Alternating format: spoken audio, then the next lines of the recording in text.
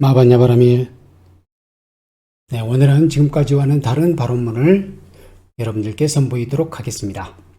바로 더글라스 맥아더 장군의 그 유명한 자녀를 위한 기도를 자녀를 위한 발언문이라는 제목으로 고쳐서 여러분들에게 낭독해 드리도록 하겠습니다.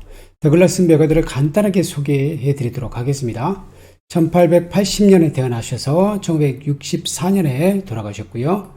이분의 생애를 전체적으로 요약하자면은 제2차 세계전 중에는 남서태평양 전역사령관, 6.25 전쟁 때에는 유엔군 총사령관직을 맡아서 그 유명한 인천 상륙작전을 단행했던 분이 바로 맥아더 장군입니다. 맥아더는 아버지 아서 맥아더와 어머니 메리 하디 맥아더의 셋째 아들로 태어났고요. 13세 때 웨스트포인트의 육군사관학교를 수석으로 졸업했습니다. 1917년 37세였고요. 1919년 39세까지는 제42사단의 참모진에 배속된 맥아더는 제1차 세계대전의 프랑스 전투작전과 뒤이은 라인지구 점령군의 전투에 참여하면서 참모장, 여단장, 사단장 등으로 직책을 바꿔가며 맹활약했습니다. 1920년대 40대가 되겠습니다. 웨스트포인트 육군사관학교 교장으로 재임하면서 광범위한 개혁을 실시했고요. 그러니까 이분은 전반적으로 틀에 안주하는 것이 아니라 항상 그 틀을 발전시켜 나가는 그런 스타일이었습니다. 1928년에는 미국 올림픽위원회 위원장직을 맡기도 했습니다. 1930년 50세입니다. 육군 참모총장으로 발탁되면서 대장으로 승진했고요. 1935년 41년에는 필리핀의 군사고문과 육군 원수로서 필리핀 방위군을 조직하는 데 전력했고요. 1937년 57세 때 12월 미 육군 현역에서 은퇴하게 됩니다. 1922년 42세 때입니다. 루이스 코로멜 브룩스와 결혼했지만 아이를 갖지 못한 채 7년 후 이혼하게 됩니다. 1937년 57세 때 잔 페오클루스와 재혼했고 이듬해 마닐라에서 외아들 아서를 얻었습니다.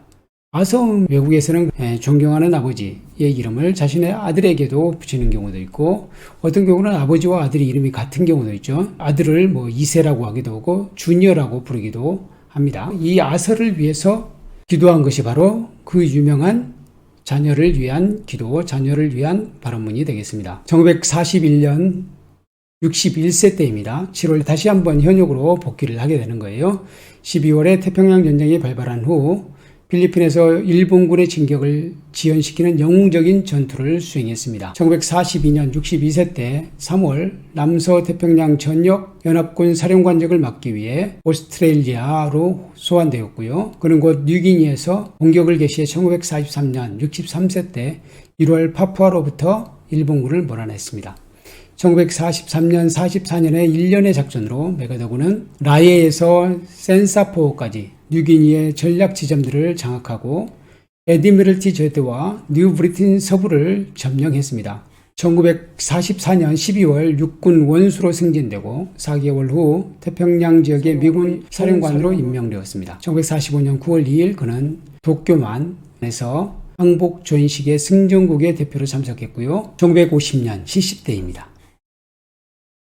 6.25 전쟁이 발발하자 맥아더는 즉시 주한 유엔군 사령관으로 발탁됩니다.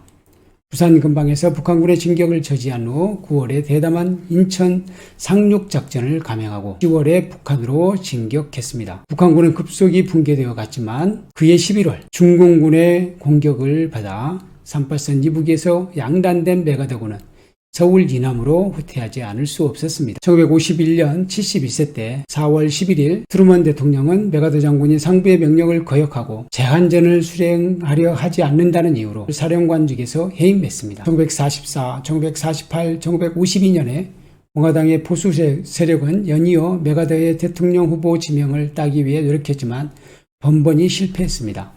그러니까 이 당시 맥아더 장군이 열광적인 지지를 받았습니다. 그런데 그 해임에 관해서 공개청문회가 있은 다음에는 그 열광이 사그라졌거든요. 그러면서 맥아더 장군이 대통령 후보로서 많이 거론되었지만 끝내 후보가 되지를 못했습니다. 1952년 레밍턴 랜드사의 이사회 회장직 제1을 수락했으며 그 후 회장의 직무를 보는 일 외에는 어쩌다 한 번씩 공개석상에 나타날 뿐 뉴욕시에서 응거 생활을 보냈습니다. 이제는 더 이상 큰일에 나서지 않고 조용히 보냈다는 것이죠. 1964년 84세 때 워싱턴에서 타계하여 버지니아주 노폭에 묻혔습니다. 그러면 메가더의 인간적인 면모에 대한 평가를 한번 보도록 하겠습니다. 약간의 엇갈린 평가가 있었습니다. 인격적인 면에서 메가더는 불가사의했고 모순적이었다고 합니다.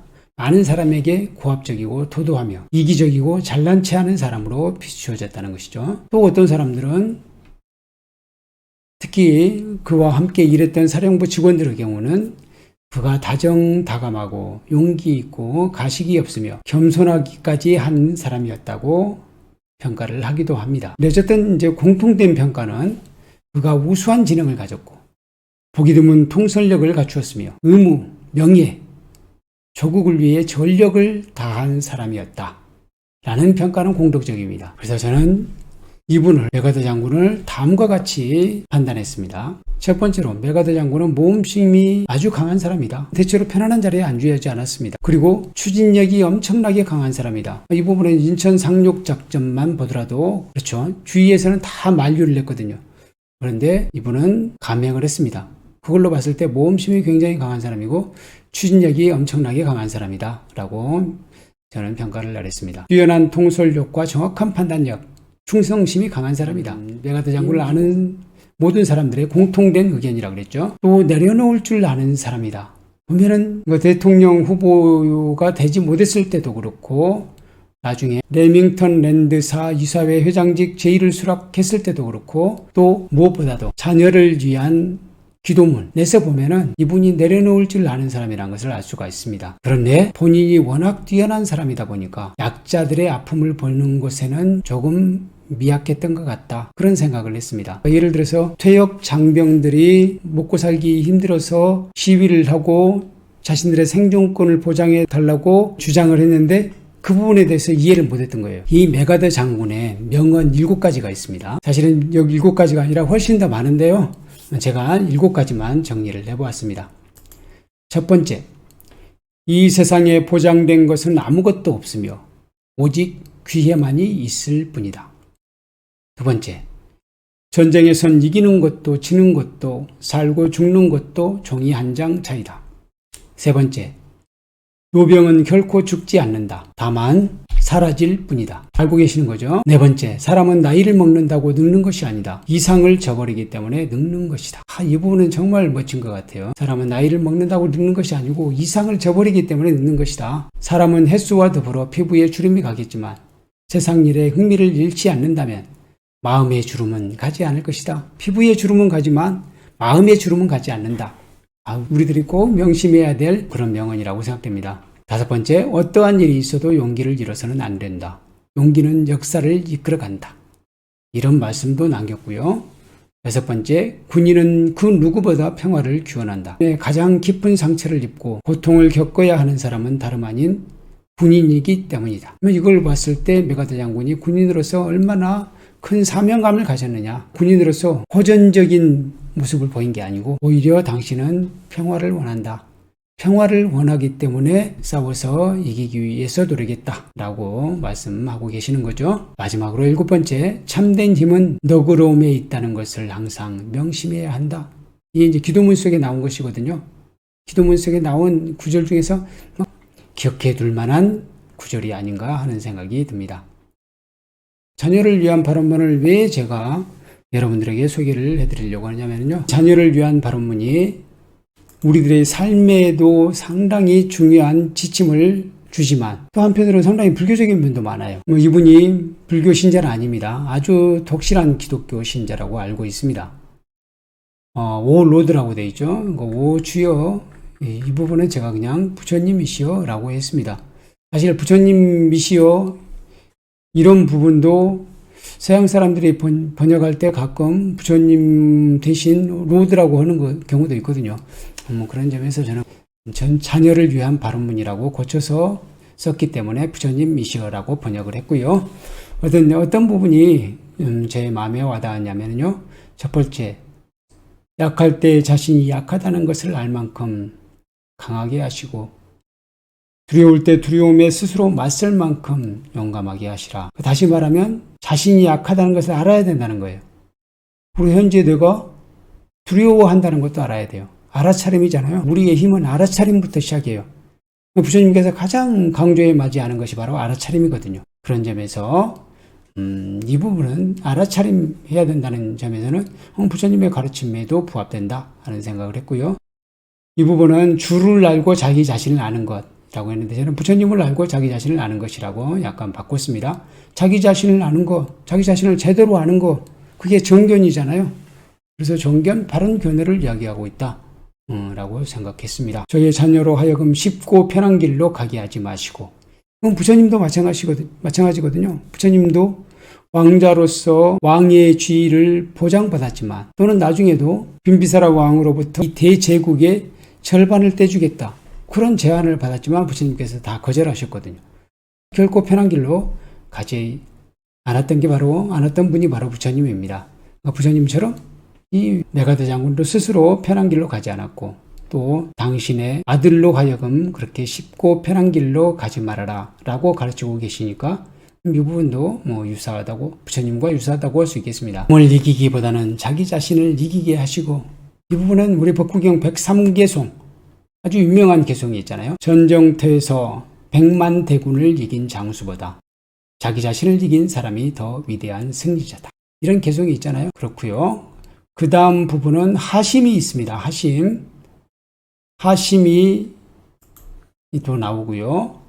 참된 힘은 너그러움에서 비롯된다. 이런 부분은 하심 또는 내려놓음이라고 생각됩니다. 충분히 자기 자신을 내려놓을 수 있어야, 욕심을 내려놓을 수 있어야 진정으로 위대한 사람이 될 수 있다 라는 것을 메가더 장군은 잘 알고 계셨다는 것이에요.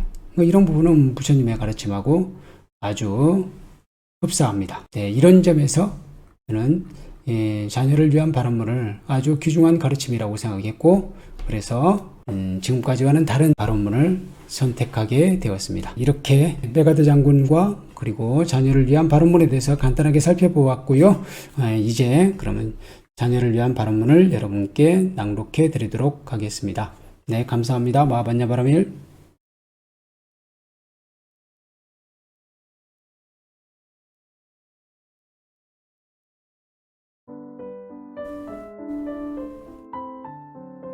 자녀를 위한 발언문.